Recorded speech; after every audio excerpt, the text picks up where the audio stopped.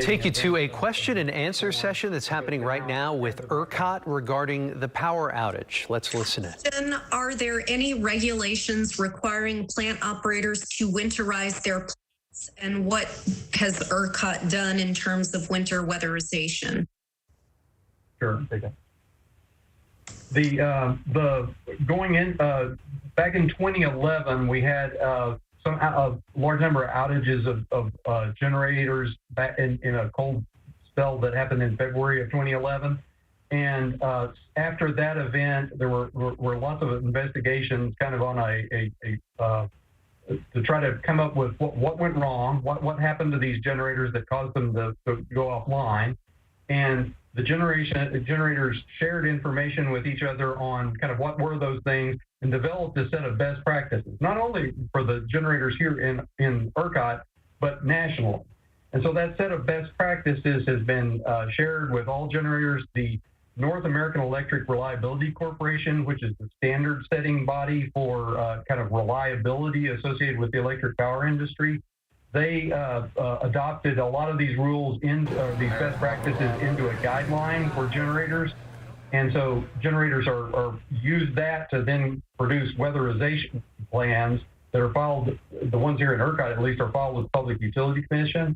And ERCOT kind of voluntarily goes out and does spot checks for about 100 or so out of the 600 units in ERCOT. We go out and do spot checks to make sure, to help them kind of disseminate these best practices and make sure that they're implementing them. And so what we saw between 2011, we had a similar cold spell to 2011 in 2018. It was similarly cold, similarly windy, and we had very few generating units trip offline. And so it appeared that those best practices and what the generators were doing in that regard was working. But that as this even more extreme cold weather event that happened in the last few days occurred, apparently those were not sufficient to keep these generators online. And I guess the other piece of the question was that those are not mandatory. It's a voluntary guideline for these individual generation companies to decide to do those things. And they have financial incentive to be able to participate in the market to follow those and stay online. But there's no regulations at this point. Dan, do you have an estimate of what percentage of those generators were winterized and able to stay online throughout this crisis? Yeah, so I think the installed capacity. If you count the wind generation at the full installed capacity, it's around 40% of the generation that went offline, and we'll have to dig into those numbers more precisely to count what went offline at one point, came back on, those kind of things. But at this point, it looks like about 40% are out and 60% stayed on, looking at the installed capacity. Okay, next question. How can you best serve Texans with a board chair that lives in another state? I guess, right now, the way we can best serve Texans is to focus on getting generation and load in balance, on working with our control room operators and other staff with the generators to get power back on for everyone. That's a priority right now. And I think if folks want to look at how ERCOT is run and who runs it, I mean, that obviously is part of the investigation of what we're doing in the future. All those things are on the table. But I think there was no impact of the chair of the ERCOT board of directors on the weather or on the decisions we had to make to avoid a catastrophic blackout. Next question from the Austin American-Statesman. Governor Abbott has cited wind and solar energy, saying that this is how the Green New Deal could be the deadly deal for the U.S. Can you please explain whether wind and solar energy have contributed to the issue and by how much? Yeah, so I mean, it's really difficult to say how much it contributed to the issue. I will say that we had generating units of every type that had, for different reasons, went offline during this event. So that 46,000 megawatt number is coal units, nuclear units, gas units, wind turbines, and there are reductions even in solar. So that we just, it's this, in different ways, the very cold weather and snow and those kind of things has impacted every type of generator. Yeah.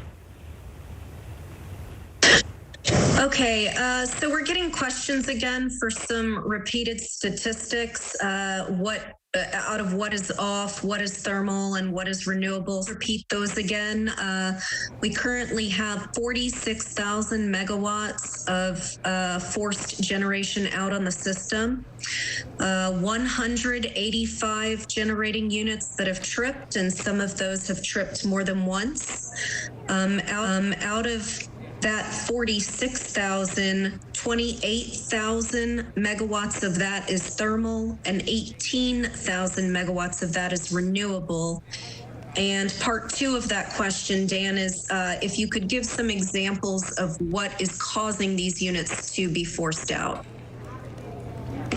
So, I'll try to talk about different types. We've had some reduction in the solar because there's like today, at least earlier today, there was a ice storm going with clouds that were over the primary region where the solar plants are. Those have passed on and the solar has picked up, but that reduction in output is that for solar. For wind, we talked about earlier already that there were a number of wind turbines, in fact about half the fleet, that were forced out due to icing on the blade. So those wind turbines had to be taken offline to keep from the catastrophic damage to the wind turbine. For the coal and nuclear units and some of the gas units, one reason that they have been out, and we don't know all of the details yet, but there's some limited reporting for into the control room on why a unit is out. But we're going to have to investigate more all of the kind of getting into the details of it. But once we get people's power back on, then we'll start doing those investigations. But certainly things like instrument lines that are used as part of the protection system for the plants froze up during the severe cold weather. And so those things took plants offline. It's just various things that froze up because of the cold weather. And then the other thing for gas generation is there's some issue on the natural gas system as a whole, that you got freeze-offs in the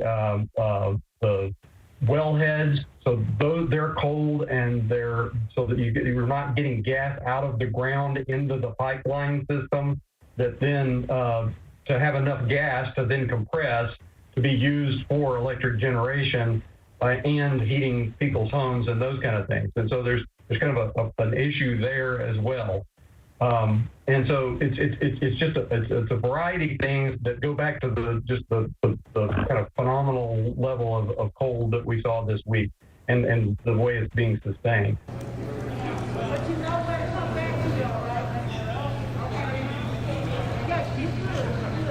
Inability, one generator is offline because of water, being able to get water into the plant because of the icy roads. And so that's one that's kind of an ongoing issue right now. Okay, question. Are restored homes actually keeping the power on, or is it temporary? If it comes on and off twice, is that counted as 2 restorations? Why did people get 1 minute of power and then go dark for hours? Yeah, so I don't know. We'd have to look at the specifics of that. I think it's entirely possible that, as I mentioned earlier, we're trying to balance generation and supply. So as generators go offline or as load increases, because it gets colder again or something like that, we've got to keep that balance. And so we may, just like we did last night, we may be able to reduce the overall aggregate amount of generation of load that's curtailed, and then we may have to increase it back up. Well, how that then reflects out to individual consumers is a function of what the transmission owners, how they meet that overall reduction. And so they may turn areas off and be able to turn them back on for some period of time and then turn it back off. If it's just a minute, it's probably not that. It's probably I think there are also outages kind of due to ice on trees as they're getting into power lines, which has nothing to do with the issues that we've been talking about, but may have the same effect on individual consumers in that their power's out. And whenever we have been able to do it and keep the grid stable, we've tried to restore megawatts, because restoring megawatts translates into the Encore, CenterPoints, Austin Energy's being able to offer more power into people's homes and businesses. So whenever we've had that opportunity as this has evolved, we've done that. Now, knowing that it may go off if the system destabilizes, and we've seen some of those instances where, and Dan described some, where we have reduced the number of megawatts needed to maintain the outages we need for grid stability, and had to go back and get some additional load.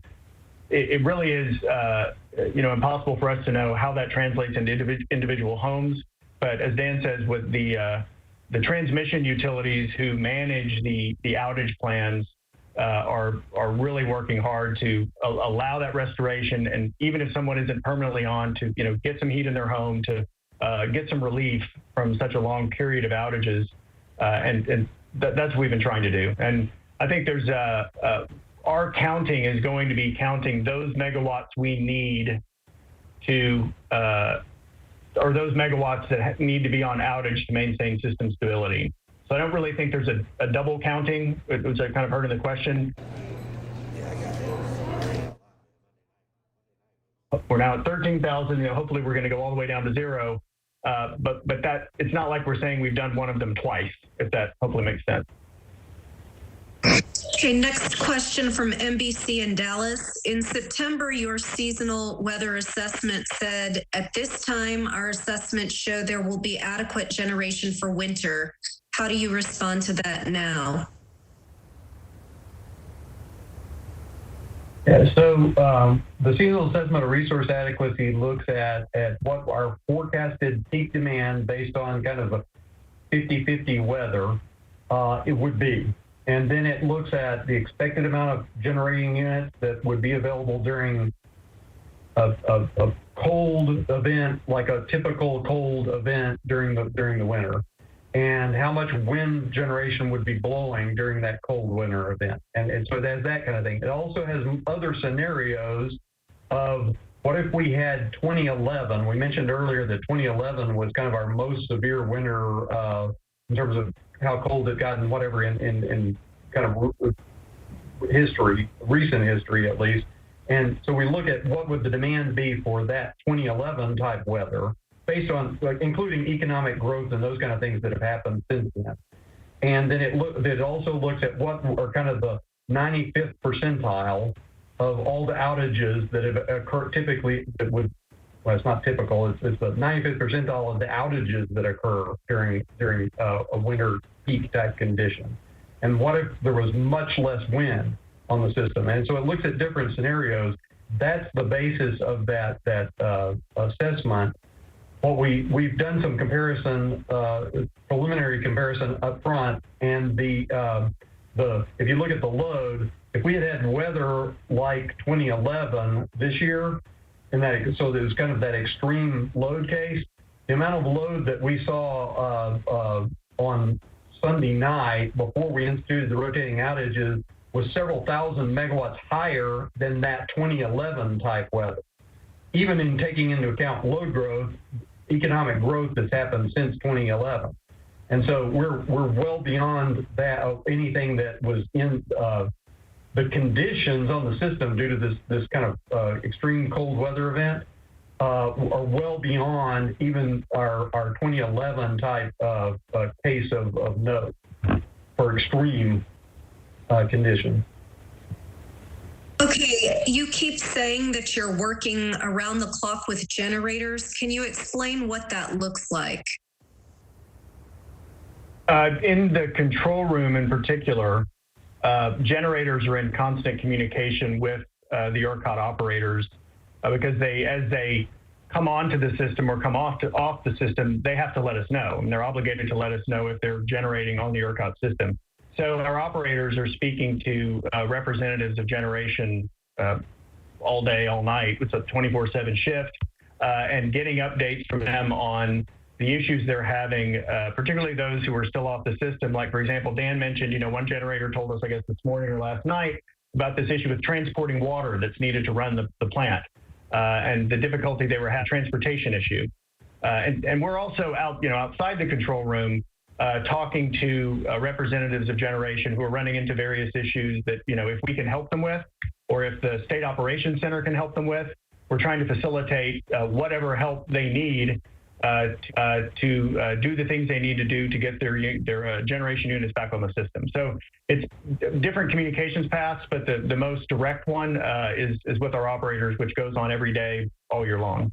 And I guess another thing I think that may answer this question to supplement it is that generators through our computer systems are telling us how much for future hours for the next week, how much generation they expect to have, which generators they expect to be available. If there's a unit that's currently on outage, when do they expect it to be available? How many megawatts they're expecting to be able to provide? Is it their full output or is it derated?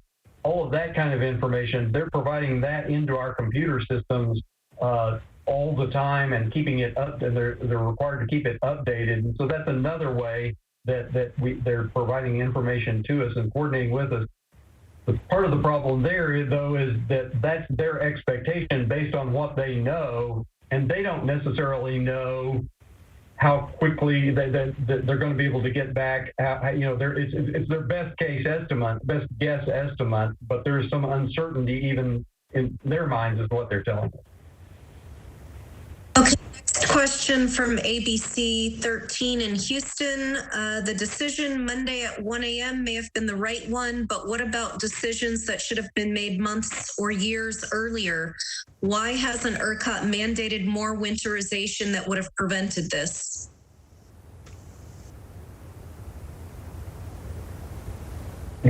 Yeah, so, sorry.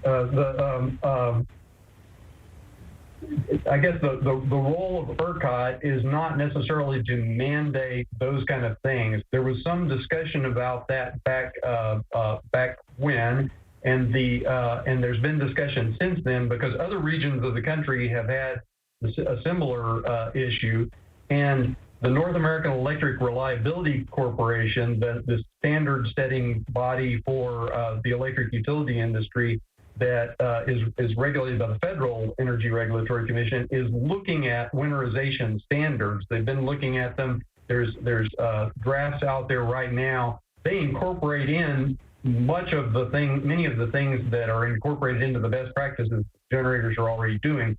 But there is that standard that's under consideration right now. It's just not mandatory yet.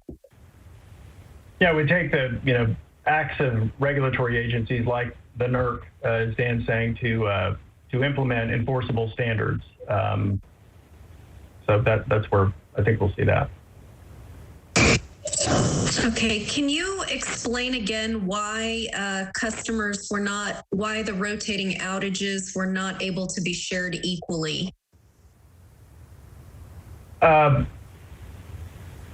rotating outages take place, typically there'll be an amount of megawatts, like we keep talking about, that needs to be, the demand needs to be lowered by that amount of megawatts so that supply and demand can balance. So if we say it's 1,000 megawatts, we will communicate to the transmission providers, the Encores, CenterPoints, AEPs, et cetera, who are the ones who make the plans for how to execute that request from ERCOT. So we coordinate with them and say, here is your share that we need in your region to get on this. And usually it is of an amount that it can be moved around their territory. You can have it here for a while and then, let those circuits off and put it somewhere else. The challenge that those transmission providers have faced with this event is because it's been so extensive and the outages required to maintain system stability while we have so much generation off the system have been such that when you give such a large obligation to these transmission utilities, it's difficult for them to move them, to have them in one place but not the other, but just because of the quantity of the megawatts that are needed to be reduced and their need to serve critical care facilities that aren't subject to rotating outages. And so it has inhibited their ability to move them into different parts of their territory, which has made it obviously so much more difficult for customers who have had to be maintained in an outage state all this time. Okay, next question. What source of energy is creating the biggest issue for you, wind or coal or natural gas? Well, the issue for us right now, and with the priority being to get customers back in service, is to get the generators, we can't get the generators to do this, but the generators working to get their generation units back online. And those generation units that came offline in the extraordinary weather were of all types. So we're really just, seeing the impacts of this weather event go across wind, solar, coal, nuclear, gas, across the industry, and working with those folks, whatever fuel they use, whatever type they are, to get back on so we can get the power on for folks. Did you do inspections for weatherizations this year due to COVID? I'm not sure exactly what you asked. You cut out for a minute, but I think I know. We do inspections. Yeah. So typically we do these.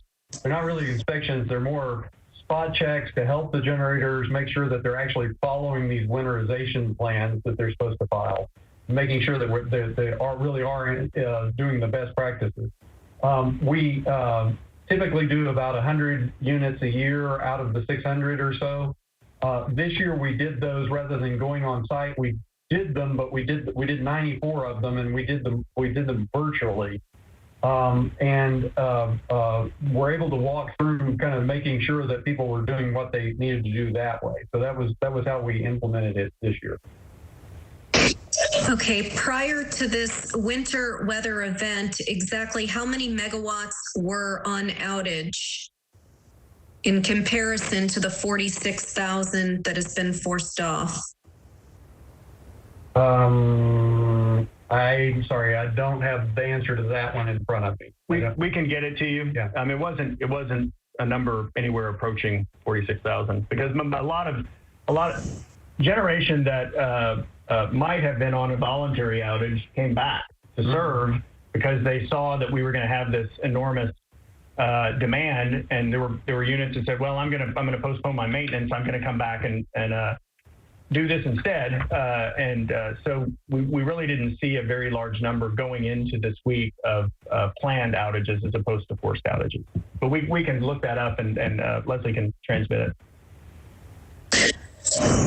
You keep pointing to how cold it was and how that affected the generation. There are wind turbines and generators in much colder climates that seem to be able to winterize. You knew this was coming. At what point do recommendations to winterize become mandatory? If they don't, do you think they should be?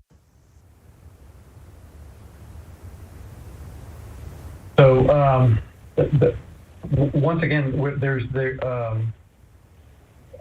I guess there's two questions. One is why don't the generators here have the same level of protection against winter that are in ones in the northern part of the U.S. And it varies. For wind turbines, for example, there are things the packages that you can buy for those to some extent protect against colder weather. Typically, when generators are making those investment decisions, we have such an infrequent cold weather to the level that would require those that not all of them buy those packages. So that's one issue. For the kind of thermal generators, the gas, coal, nuclear plant, in the northern part of the U.S., those facilities are typically in a building. So that provides wind block. It keeps the generators warm and those kind of things. So which is really helpful during this kind of winter conditions. I mean, that's why they don't trip during the winter in kind of northern climes. here, our peak demands and primary need that the most of our generation is during the summer, because while the air conditioning consumption on the system, we have typically have much higher peak demands during the summer than in the winter. And if you put a thermal generator in a building, you actually can't get as much out of that generator. It can't produce as much because it gets hotter in the building, and because it's constrained in. And so that's why the people who own generators typically don't build those in building tiers, because they're wanting to maximize their output during the summer, which is when the system typically needs the most generation. And we typically need less during the winter on normal and even fairly extreme winter conditions. And so that's really the reason. They're trying to maximize their output during the summer. And they wouldn't be able to do that if they put a building around it, historically. And I guess the next part of your question was about mandatory standards. And like I mentioned, the NERC, the North American Electric Reliability Corporation, is working on those standards. And this being where that's in the process, and this event, I suspect that those will definitely be promulgated soon. Okay, the next one. You didn't really give us a range of dates when full service might be restored. When do you expect that to happen? Well, we're unable to give a real specific because of the variables we've identified around the resources and the weather. But we're optimistic. We see, we brought it down from 20,000 to 13,000 in the past couple days. We're optimistic we'll see some today as we see some warming trends. And as Dan said earlier, get it down to a level where, even if we're not finished, at least you can see the rotation of the outages so that, the people who've been out for so long will get some relief. And then if we get the generation back over the next 24 hours into tomorrow, and the weather continues to moderate, I think that's what's going to drive the end of it. I mean, if the weather moderates and the generation comes on, it could move a lot more quickly than it has been moving so far, because that's the key. And once that's done, it's just a matter of putting those customers back into service. So looking at the next couple of days, if those things break right and we get the generation online in the quantity we need to, we're optimistic we could move through this. Okay, from power markets today, would anything have been different this week with a capacity market? I don't think a capacity market would have changed the weather. I don't think the capacity market would have changed the extraordinary demand that Dan was just describing that we saw in the system. I think there is sufficient generation in Texas to handle the highest peaks we see in the summer. The all-time record we set in 2019, we had enough generation to meet that. And so I don't think there is a capacity shortage. It was a problem with that capacity being knocked out by an extraordinary event, and also the impact that same extraordinary event had on gas supplies and obviously on load. So I'm sure people may argue about that once we're done, but the priority right now is getting people in Texas back in service, and that's what we're going to focus on. Okay, we have about 5 minutes left, so I will try to get through a few more of these. Why are the power outages being borne mostly by CenterPoint customers? Go to Encore.com and you'll see that only 18% of their customers are affected, while almost 60% of CenterPoint customers are affected. I don't think I can technically answer that question, because when we order, say, 1,000 megawatts of load to be shed, that is allocated out to each transmission owner by their ratio of the load on the system. So, for example, Encore, I remember the load on the ERCOT system. And so if we order 1,000 megawatts of the load to be shed, Encore should shed 360 megawatts, 36% of that load shed amount. And there's a percentage like that for each of the transmission owners, and at least when we're shedding the load, they're supposed to shed the amount that that is their load ratio share of that amount. And so it should be fairly distributed based on that share of the load across the entire ERCOT system. Okay, are the 185 plants that have tripped offline since this event began mostly clustered in one geographic region, or are they spread out all over the state? They are spread out all over the state.